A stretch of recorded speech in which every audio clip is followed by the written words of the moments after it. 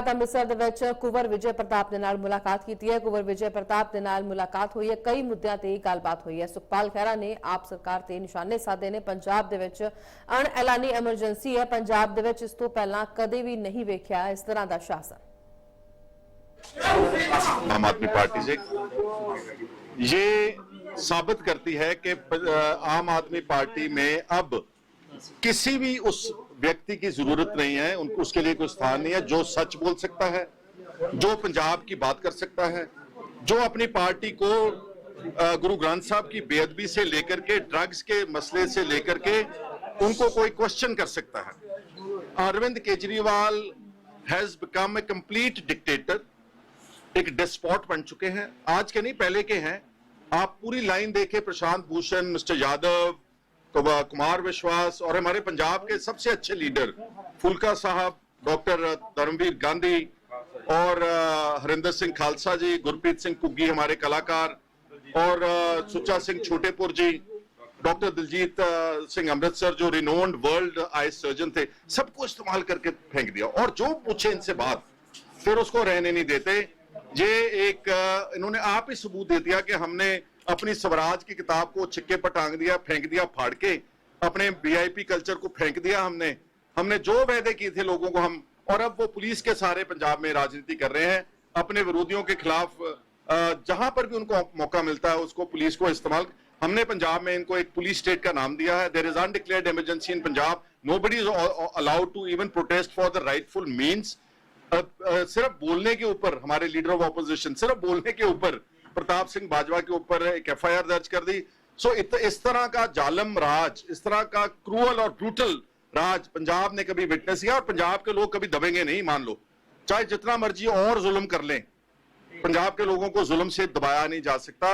और इनकी एक्सपल्शन एक तरफ हो रही है। देखो कैसे बुरे दिन आए हैं आम आदमी पार्टी के।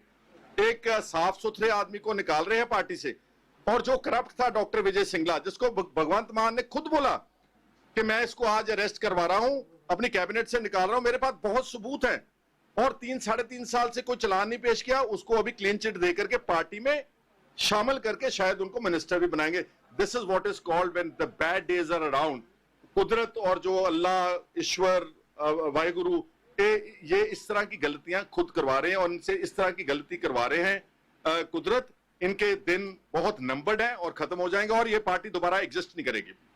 पंजाब के कोने कोने से जो लोग हैं मुझे मिलने के लिए आ रहे हैं और मुझे अपना समर्थन दे रहे हैं, तो मैं यही कहूँगा कि माननीय खैरा साहब, विधायक साहब आए हैं, मैं उनका स्वागत करता हूँ। और अच्छी बात है कि राजनीति में अगर बुरे लोग एक साथ मिल करके हमारे समाज का, हमारे देश का, हमारे राज्य का बेड़ा गर्क कर सकते हैं, तो अक्रॉस द पार्टी अच्छे लोगों को भी एक प्लेटफॉर्म पर आकर के एक साथ सॉलिडरिटी जतानी चाहिए, एक साथ मिल करके काम करना चाहिए अच्छे लोगों को, चाहे किसी भी पार्टी के क्यों हो।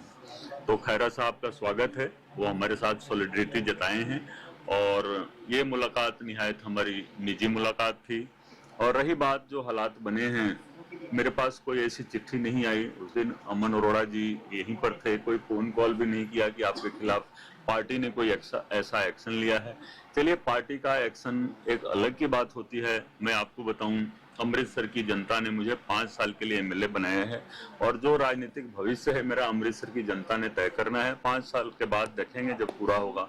और आपको ये भी मैं बताऊं कि मैं अपने इलेक्शन के दौरान मैं किसी और नेता के नाम पर वोट मांगने के लिए नहीं गया, ठीक है कि नहीं।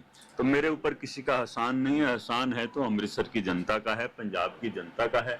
तो मैं निहायत रूप से अपने आप को जनता के हवाले कर चुका हूं। तो मेरे बारे में जो फैसला होगा अमृतसर के लोग लेंगे। क्या आने वाले दिनों में जो अच्छे लोगों का संगठन को तैयार करने की? नहीं, संगठन कोई नहीं तैयार हो रहा है। देखिए, ये तो एक आपस में मेल मिलाप है, एक होना चाहिए, अच्छे तरीके से होना चाहिए। बहुत सारी कंट्री में होता है, बहुत सारी कंट्री में होता है, इंडिया में भी कई स्टेटों में होता है। तो यहाँ भी अच्छी बात है कि इसी बहाने चलिए मेरे साथ जो हुआ, हम तो देखिए 22 साल पंजाब पुलिस में एएसपी से लेकर के आईजी के ओहदे तक आईपीएस की नौकरी किए हैं। उस समय भी हमने संघर्ष किया था। आपने देखा था कि किडनी केस का इन्वेस्टिगेशन कितना कठिन था। सारी दुनिया एक तरफ थी और हम 2-4 लोग पुलिस के एक तरफ थे, और केस का मतलब आपने देखा सक्सेसफुली वो केस मतलब उस पे सजा हुई है, ठीक है ना, कन्विक्शन हुआ है। तो उस समय से लेकर के